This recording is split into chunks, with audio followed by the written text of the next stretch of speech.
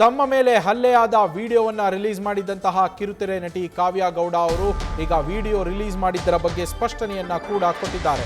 ಸತ್ಯವನ್ನ ಜನರಿಗೆ ತೋರಿಸಬೇಕಿತ್ತು, ಹೀಗಾಗಿ ವಿಡಿಯೋವನ್ನ ಹಾಕಿದೆ. ಇದು ಎಡಿಟ್ ಮಾಡಿ ಹಾಕಿರುವಂತದ್ದಲ್ಲ, ರಾ ಫುಟೇಜ್ ಅನ್ನೇ ಹಾಕಿದ್ದೇನೆ ಅಂತ ಕಾವ್ಯ ಗೌಡ ಅವರು ಹೇಳಿದ್ದಾರೆ.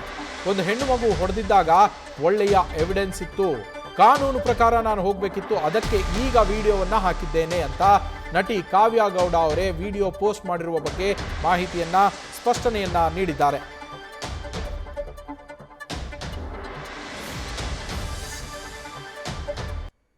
ಕೊಲೆ ಮಾಡ್ತೀನಿ, ರೇಪ್ ಮಾಡ್ತೀನಿ ಅಂತೆಲ್ಲ ಮಾತಾಡಿದ್ದಾರೆ. ಅದೇ ಮಾತುಗಳನ್ನ ನಮ್ಮ ಮೇಲೆ ರಿವರ್ಸ್ ಈಗ ಅಕ್ಯೂಸ್ ಮಾಡ್ತಾ ಇದ್ದಾರೆ, ನಮ್ಗೆ ಹೇಳ್ತಿದ್ದಾರೆ ಅವರು.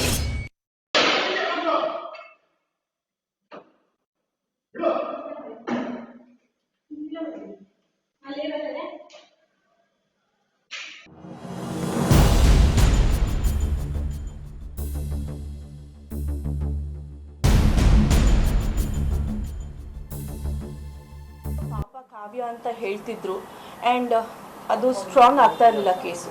ಸೊ ನಮ್ಮ ಲಾಯರ್ ಹೇಳಿದರು, ಇದು ಯಾವುದೇ ಎವಿಡೆನ್ಸ್ ನೀವು ಎಲ್ಲ ಕಡೆ ಬಿಡೋಂಗಿಲ್ಲ ಅಂತ ಹೇಳಿದರು.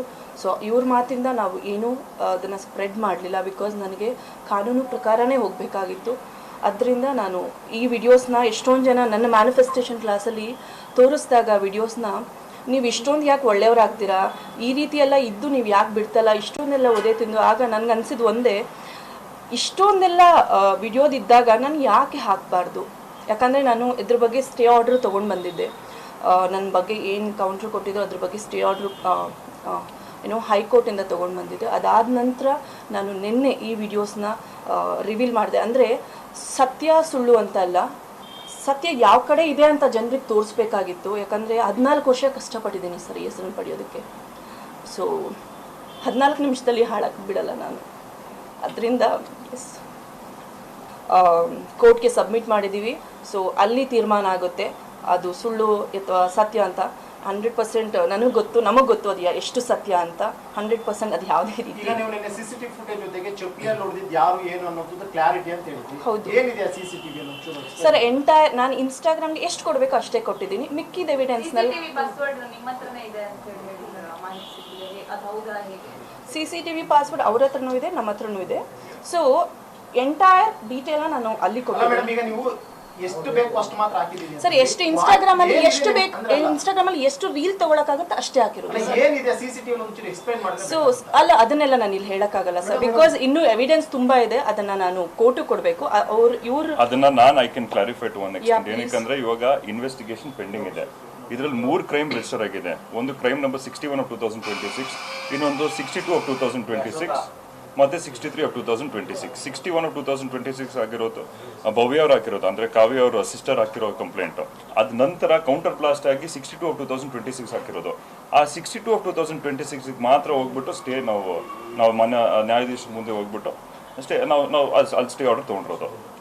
ಅದು ಎಕ್ಸ್ಪ್ಲೇನ್ ಮಾಡ್ಬೇಕಾದ್ರು ಕೂಡ ನಿಮ್ಗೆ ಎಲ್ಲರೂ ನೋಡಿದ್ರೆ, ಮಾಧ್ಯಮದಲ್ಲಿ ನೋಡಿದಿರ ನೀವು, ಎಕ್ಸ್ಪ್ಲೇನ್ ಮಾಡಬೇಕಾದ್ರು ಕೂಡ ಈಗ ಸೋಷಿಯಲ್ ಮೀಡಿಯಲ್ಲಿ ಏನೇನಾಯಿತು ಎಲ್ಲರಿಗೂ ಗೊತ್ತು. ಬಟ್ ಅದು ಮಾತ್ರ ಸ್ಟೇ ಆಗಿದೆ. ಸೊ ಪೆಂಡಿಂಗ್ ಇನ್ವೆಸ್ಟಿಗೇಷನ್ ಇದ್ದಾಗ ಆ ವಿಡಿಯೋಸ್ ಬಗ್ಗೆ ಕಮೆಂಟ್ ಮಾಡೋದು I don't think it is right. ನಾವು ಒಂದು ಪದ ಯೂಸ್ ಮಾಡ್ತೀವಿ, ಸಬ್ ಜುಡಿಸ್ ಅಂತ ಹೇಳ್ಕೊಂಡು. ಸಬ್ ಜುಡಿಸ್ ಇದ್ದಾಗ ವಿಡಿಯೋಸಲ್ಲಿ ಏನಿದೆಯೋ ಆ ವಿಡಿಯೋಸ್ ಎಲ್ಲ ಪೊಲೀಸ್ ಅಂದರೆ ಜೂರಿಸ್ಡಿಕ್ಷನ್ ಪೊಲೀಸ್ ಸ್ಟೇಷನ್ಗಾಗಲೇ ಕೊಟ್ಟಾಯಿತು, ಇನ್ವೆಸ್ಟಿಗೇಷನ್ ಆಫೀಸರ್ಗೆ ಕೊಟ್ಟಾಯಿತು, ಕೋರ್ಟಿಗೆ ಕೂಡ ನಾವು ಪೂರ್ತಿ ಹಾಜರು ಮಾಡಿದ್ದೀವಿ. ಸೊ ಅದ್ರ ಬಗ್ಗೆ ಕಮೆಂಟ್ ಮಾಡೋದು I don't think it is appropriate ಈಗ ಸದ್ಯಕ್ಕೆ.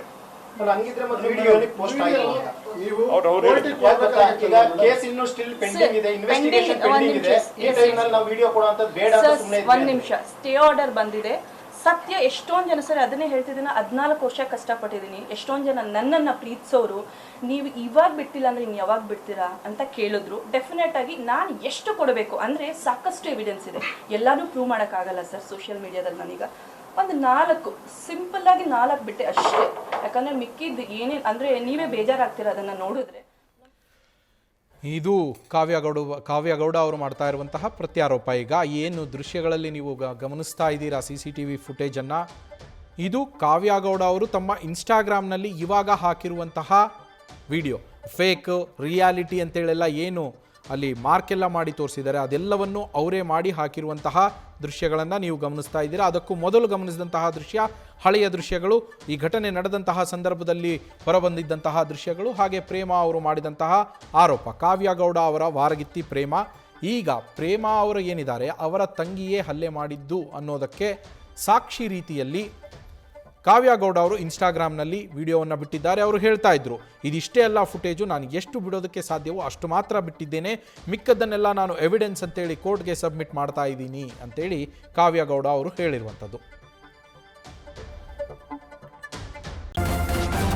ನ್ಯೂಸ್ ಫಸ್ಟ್ ನಿರ್ಭೀತಿಯಿಂದ ನಿಮ್ಮ ಪರವಾಗಿ.